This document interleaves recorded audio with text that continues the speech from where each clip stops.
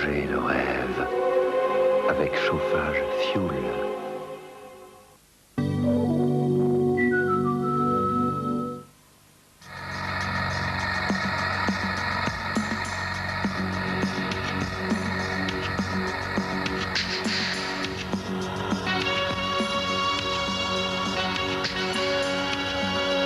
Pour repousser les limites, pour conquérir de nouveaux territoires, pour voir plus loin, Peugeot a créé la 605.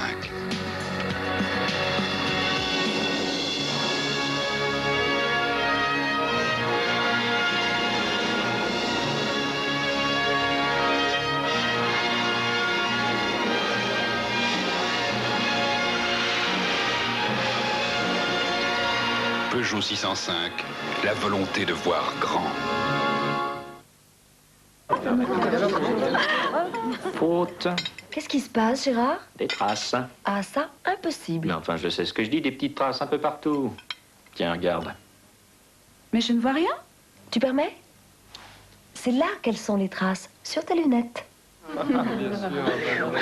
Aucun doute, elle utilise Galaxy, le premier gel de lavage. Il se dissout parfaitement en une solution puissante et efficace et laisse une brillance incomparable. Gel Galaxy, il lave votre vaisselle de tout soupçon. Raid contre la mafia. Corrado face à l'ennemi le mieux organisé du monde. Police, les mains en l'air! Personnellement, ça ne me plaît pas de tuer quelqu'un. Dans un univers de trafic, de corruption et de menaces permanentes, la séduction est parfois une arme. Telle est la loi de la Cosa Nostra. Vous êtes une bombe, vite, dehors! Tout va exploser, courez! Jean-Luc Bidault, Claude Rich, Patricia Millardet et Michele Placido dans une lutte sans merci. Raid contre la mafia, premier épisode lundi 20h40 sur la Une. Que s'est-il passé aujourd'hui sur la piste d'Arikana? Des images et un résumé dans quelques instants, juste avant le dernier journal présenté par François Bachy. Musique en contraste et concerts colorés ensuite à minuit 35. Les territoires de l'oubli. Au programme, c'est une œuvre de Tristan Muraille interprétée par la pianiste Dominique Ney et le quatuor à cordes numéro 6 de Béla Bartók interprété par le quatuor Athénéum Enesco.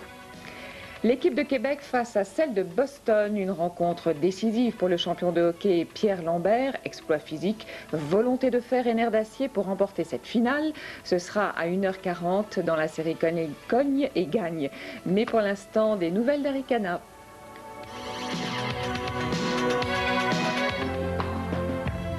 TF1 et Fujicolor présentent Arikana, un raid en motoneige, le premier Fuji extrême.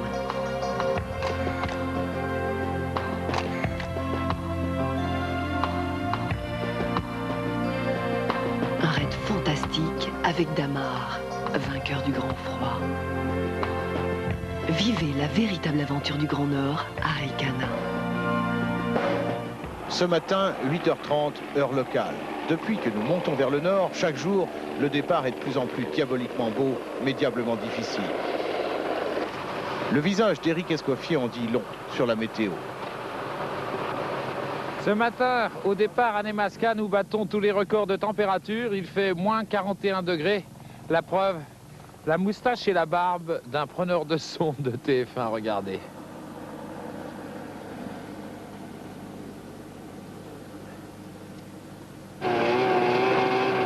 Nemaska, c'est la Mecque des Indiens Cris. Pour l'équipage numéro 8, pas question de faire autre chose qu'un départ canon. Ils sont dans leur jardin.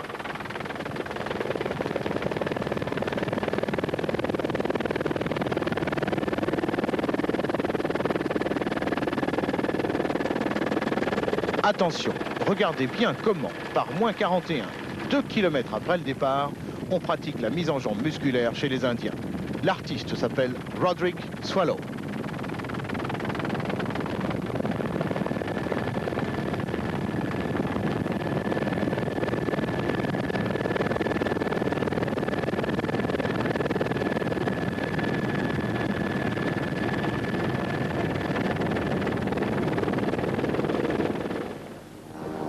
Pour d'autres, ça se passe moins bien. L'équipage Verdun, boum, désarçonné. Plus loin, le team Loriciel, alors qu'il est doublé par Neveu, flash, rassurez-vous, pas de blessés. Trophée Fujicolor de l'aventure extrême. Et puis, le trophée du jour pour l'équipe Flaine Saga de Patrick Tambay. Voilà des garçons qui se donnent à 100%.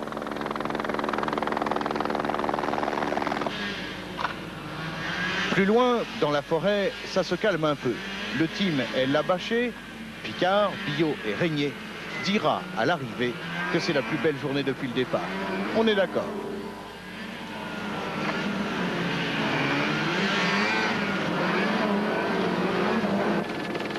Autre héros de la journée, Cyril Neveu déchaîné. Le team Bouygues finit 4e de l'étape.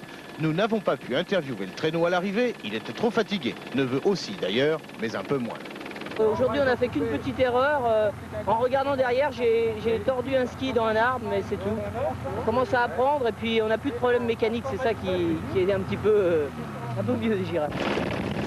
Aujourd'hui, tout le monde est content. Ce sont les traîneaux qui ont souffert. Celui de la ville de Marseille n'a plus de ski. Mais dans un sentier, ça va encore.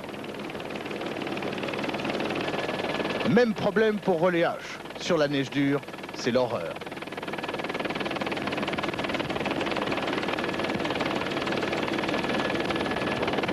Et puis, le traîneau des Indiens Cris a fini par faire grève, par solidarité. Du coup, l'équipage vedette a perdu un peu de temps. Alors, ce sont les Américains du team officiel Bombardier qui ont gagné l'étape. Ils ont repris 4 petites minutes aux Indiens. C'est juste bon pour le moral, mais ça fait du bien.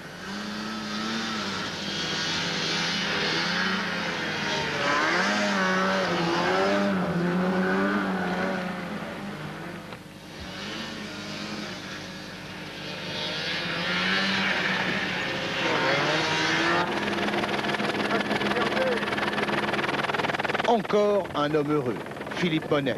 Son équipe a été mise hors course, mais il avait envie de continuer. TF1 l'a immédiatement engagé comme caméraman. En quelques jours, le navigateur de génie est devenu une bête de course, un véritable Indien.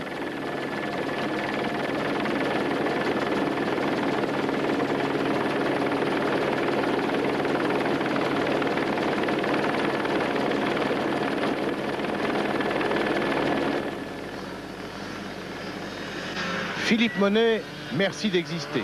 Voici donc Arikana, comme si vous étiez concurrent. Et l'on constate que le motoneige, c'est pas de la tarte. À l'extérieur, moins 35. Sous le casque, le sauna. Et sur la visière, la buée. L'aventure, ça se mérite.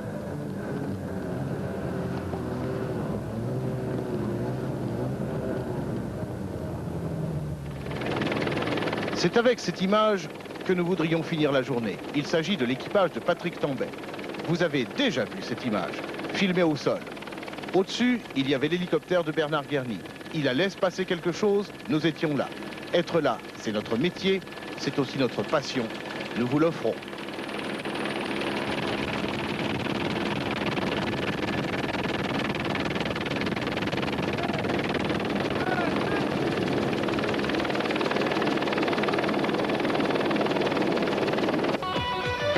Demain, nous serons sur la banquise de la baie d'Hudson, entre Eastmain et Chisasibi. Marcher sur l'eau, un vieux rêve.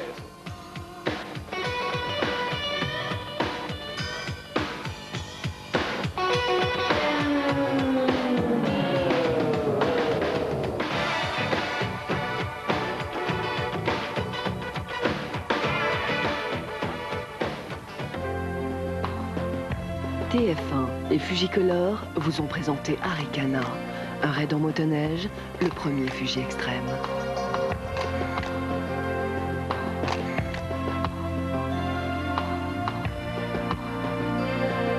Un raid fantastique avec Damar, vainqueur du grand froid. Arikana, la véritable aventure du Grand Nord.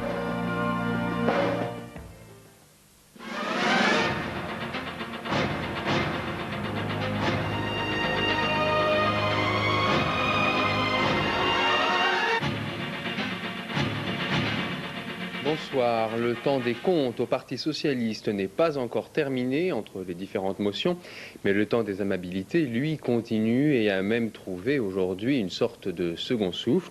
Il faut dire que ce qui est en jeu, c'est la place de numéro 1 du parti après le prochain congrès de Rennes.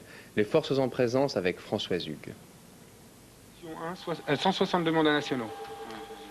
Toute la journée, dans les états-majors du Parti socialiste, on a compté et recompté fébrilement les votes. Il semble maintenant acquis que la motion de Laurent Fabius bénéficie d'une légère avance sur celle de Pierre Mauroy et Lionel Jospin. L'une à 29%, l'autre un peu au-dessus. Celle de Michel Rocard suit derrière, aux alentours de 24%. Toute la journée, les supputations sont allées bon train entre les Fabiusiens et la direction du PS, chacun se voyant devant l'autre.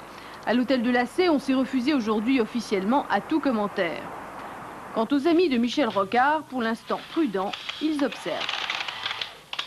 Je dirais qu'il était un peu prématuré de faire des commentaires politiques avant d'avoir l'ensemble des résultats. Mais sur ce point, je crois pouvoir vous apporter néanmoins une réponse. Pour ce qui nous concerne, nous ne voulons exclure personne et nous nous réjouissons qu'il en soit ainsi pour d'autres et qu'aujourd'hui, plus personne ne veuille nous exclure.